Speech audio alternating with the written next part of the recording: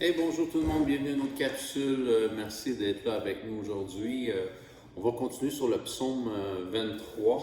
On va commencer à rentrer tranquillement plus en profondeur dans le psaume. Et on va voir aussi les différentes onctions que Dieu donne à ses enfants. Et on va regarder, on va commencer si on se rappelle la dernière capsule, pour ceux qui ne l'ont pas écouté, je vous encourage à l'écouter. Pourquoi? Parce qu'on a vu à quel point Dieu veut qu'on rentre dans cette intimité-là avec lui et qu'on a besoin d'un cœur disponible pour pouvoir avoir cette intimité-là. Fait qu'aujourd'hui, on va voir ensemble combien c'est important. Souvent, je me fais poser la question, et même plusieurs chrétiens arrivent, on se pose cette question, pourquoi ne suis-je pas rempli dans ma vie? Pourquoi ma coupe ne déborde pas? Pourquoi j'ai pas ce flot de joie, de paix qui vient sur moi? Et ça se fait pas d'un coup de baguette magique. Souvent, les chrétiens ont pris pour un instant magique, une touche magique qui, boum, tout est fait, mais c'est pas comme ça que Dieu fonctionne. Il fonctionne dans une relation. On va prier ensemble, on va commencer. Seigneur Jésus, merci pour ce temps où est-ce qu'on peut ouvrir cette parole merveilleuse, puis voir à quel point tu nous aimes et voir à quel point tu désires une intimité tellement proche, une intimité, parce que ton amour ne cesse, les flots de ton amour ne cessent de venir frapper sur nos vies, de frapper nos cœurs, nos pensées. Et vraiment, Jésus, par le Saint-Esprit aujourd'hui, conduis-nous et montre-nous encore à quel point tu veux qu'on soit près de ton cœur. On te remercie pour ce temps, Jésus. Amen. OK, fait qu'on va voir ensemble. La question, c'est justement ceci, pourquoi ne suis-je pas rempli? Et on va voir ça ensemble.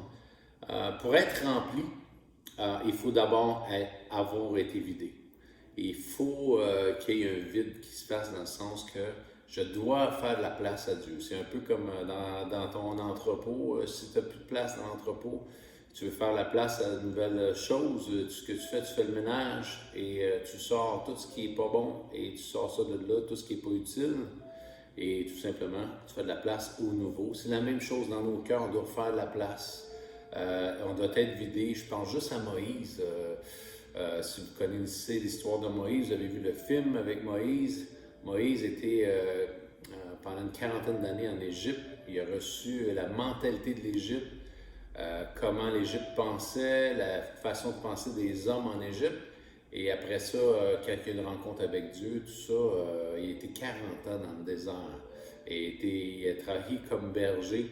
Et c'était 40 ans que Dieu a utilisé pour vider le cœur de Moïse de l'Égypte, pour le remplir du cœur du Père, le cœur d'un cœur céleste.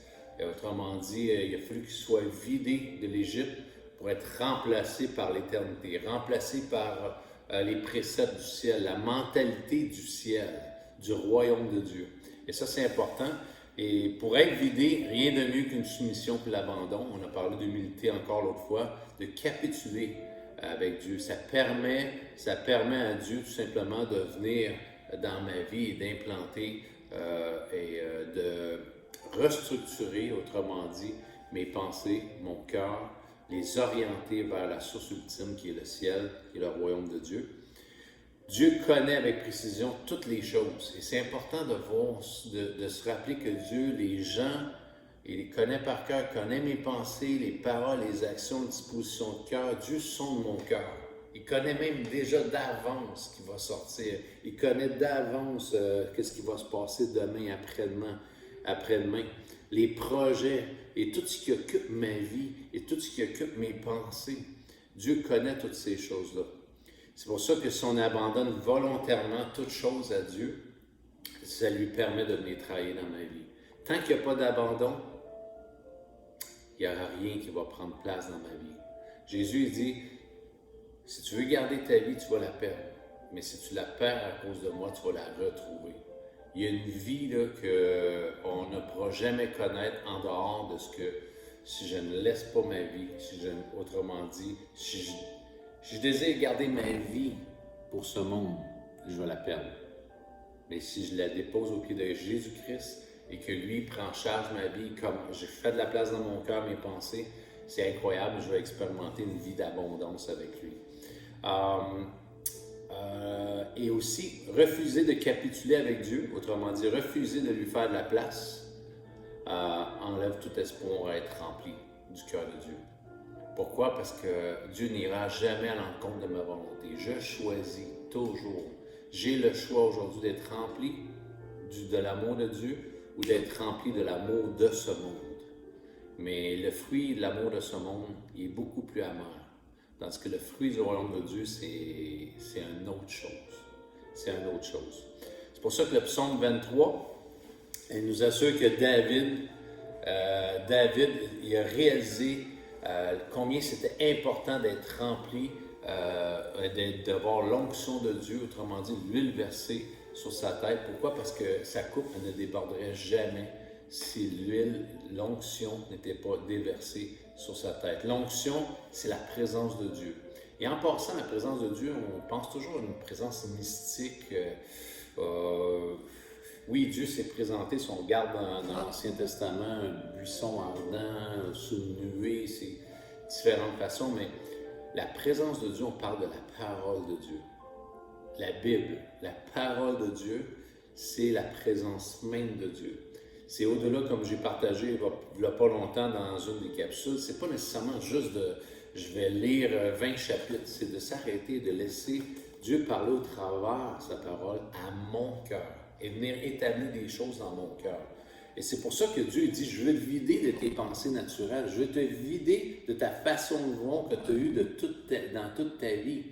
Et la preuve, c'est que Dieu dit, je vais même, tu sais quoi, je vais t'emmener tellement, parce que la parole de Dieu est tellement au-dessus de nos pensées, que ça dit dans Isaïe 53, ces pensées ne sont pas mes pensées.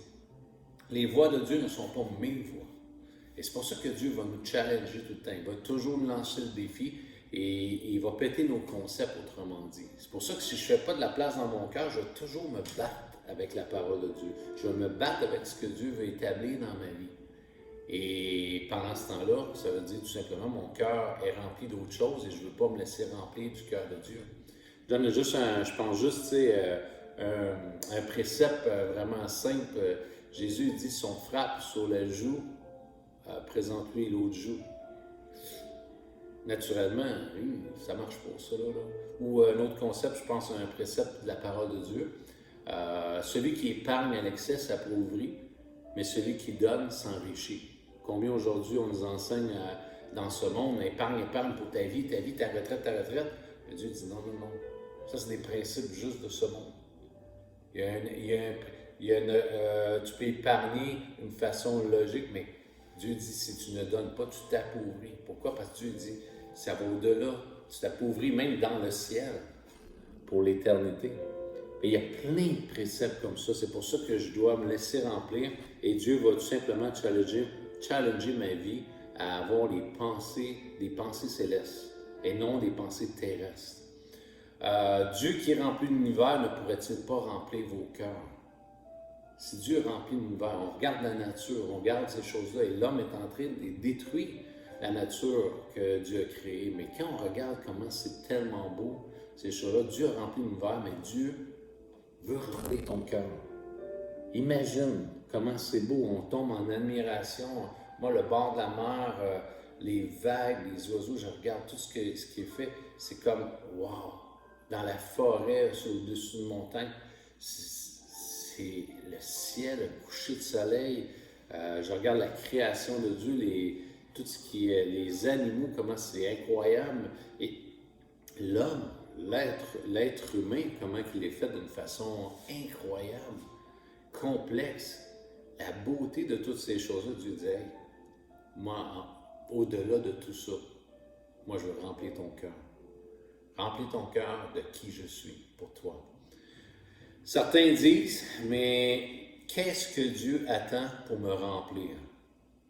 Il attend tout simplement qu'on nous laisse faire. Et ça implique, comme je disais tantôt, ce n'est pas une formule magique. C'est comme quand ma bouteille est vide et je veux de l'eau, je prends le temps d'aller au robinet. Ça me prend du temps, des efforts, aller au robinet, d'ouvrir le robinet et de remplir ma bouteille d'eau. C'est un peu la même chose. Même chose pour moi. Je dois prendre ce temps-là pour me laisser remplir. C'est pas comme on le disait tantôt, une prière, Seigneur, remplis-moi. Je veux que ça déborde aujourd'hui. Boum! Non, je prends du temps. Il faut que j'entende sa voix me parler. Et c'est pour ça que le cœur du Père, je pense au cœur du Père, comment c'est douloureux pour lui de voir ses enfants vivre dans une pauvreté spirituelle. Parfois, je vois des gens qui sont là découragés de la vie, ces choses-là, puis c'est vrai, ces choses-là peuvent arriver, mais une chose, par exemple, si on est honnête et qu'on commence à se demander pourquoi je suis abattu, pourquoi je suis découragé de la vie, pourquoi c'est comme, à quelque part, on va réaliser dans nos vies, tout simplement, on a manqué le bateau. On a manqué le bateau dans le sens que on n'a pas pris le temps d'aller au robinet et d'aller chercher de l'eau. La Bible dit que la parole de Dieu est comparée à de l'eau. Elle est comparée à un eau. Même Jésus a dit au puits à la femme, au puits, il a dit ceci, il dit, tu viens chercher de l'eau ici, mais si tu bois de l'eau que je te donne, tu n'auras plus jamais soif. Ça veut dire que tu vas être rencontré dans ton esprit, dans ton âme, d'une façon où ce que tu ne voudrais même plus avoir de cette l'eau que tu viens puiser ici, l'eau naturelle. Et c'est pour ça que Dieu dit, je veux déverser dans ta vie. Et c'est pour ça que c'est douloureux pour Dieu, parce que Dieu dit, je t'ai tout donné pour que tu vives richement et non pauvre, que tu vives la richesse dans ton cœur, que tu vives l'abondance dans ton cœur. Matthieu 6, 31, 33, on l'a déjà lu récemment dans une capsule, mais je pense juste à ceci. Ça dit, bannissez au verset 31, bannissez donc toute inquiétude et ne dites pas que mangerons-nous ou que boirons-nous, avec quoi nous habillerons-nous. Ce sont les gens de ce monde qui ont sans cesse de tels soucis. De vivre dans les soucis, de vivre dans la crainte, de vivre dans la peur, fait en sorte que Dieu dit, hey, on dirait que tu vis en tant qu'orphelin, tu vis en tant que pareil comme si tu ne me connaissais pas, tu ne connaissais pas les richesses qui peuvent remplir ton cœur et bannir tous ces soucis, ces craintes. Ça veut dire ceci, si je vis dans la crainte, il y a une absence d'intimité dans ma vie avec Dieu. Il faut se dire la vérité. Je ne suis pas connecté au bon endroit. Et là vient la repentance. Là vient tout simplement, OK Seigneur, je m'humilie, je fais le vide. Je veux qu'il y ait un vide dans mon cœur pour que tu puisses venir le remplir. Je sors tout ce qui appartient à ce monde et Seigneur, viens le remplir. Mais vous avez au ciel un Père qui sait bien que vous avez besoin de tout cela.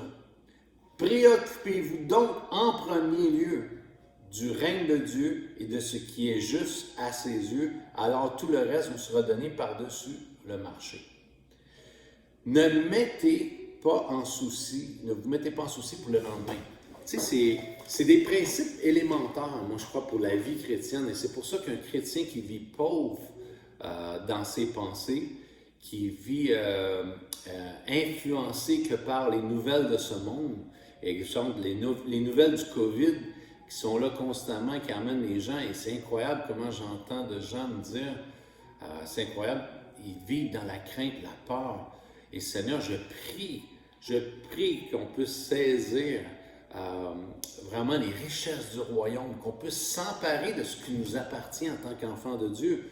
Parce que ça dit que l'amour parfait bannit la crainte.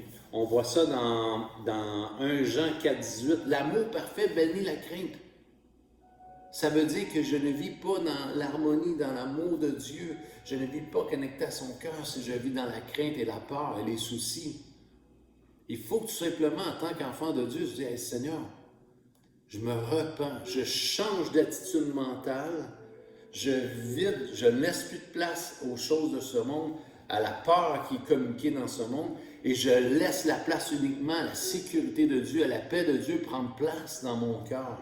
C'est ce qu'on a besoin. C'est pour ça qu'une brebis, et c'est pour ça que le psaume 23, on voit une caractéristique, c'est que la brebis elle-même, elle ne peut pas elle ne peut pas vivre seule. Elle a besoin d'un berger qui puisse guider ses pas, la diriger, la rassurer, la nourrir, la soigner. Puis si nous réalisons à quel point on est fragile, constamment en danger, même dans nos vies, on va comprendre combien on a besoin de Dieu et combien on a besoin de lui pour se rapprocher. On prend l'exemple, et je regardais ça, c'était intéressant. La brebis en tant que telle, les petites brebis, c'est pour ça que Jésus a donné cet exemple-là, que Jésus était pour laisser les 99 brebis pour aller chercher celle qui était perdue. Mais une brebis, c'est vraiment intéressant de voir, et c'était urgent pour un berger d'aller chercher cette brebis égarée.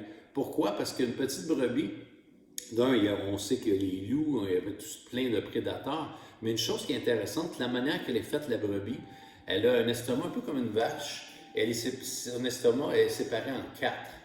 Et quand elle mange de l'herbe, ces choses-là, ce qui fait, dans cette digestion, il y a une partie de l'estomac où il y a des gaz qui sont tout simplement, le gaz se ramasse dans cette partie de l'estomac-là. Et la brebis, si elle part, exemple, elle a les pattes courtes, et souvent, ce qui arrivait, c'est que la brebis pouvait, entre d'un trou à un autre, perdre l'équilibre et tomber sur le dos. Si elle tombe sur le dos, elle ne peut pas se relever par elle-même.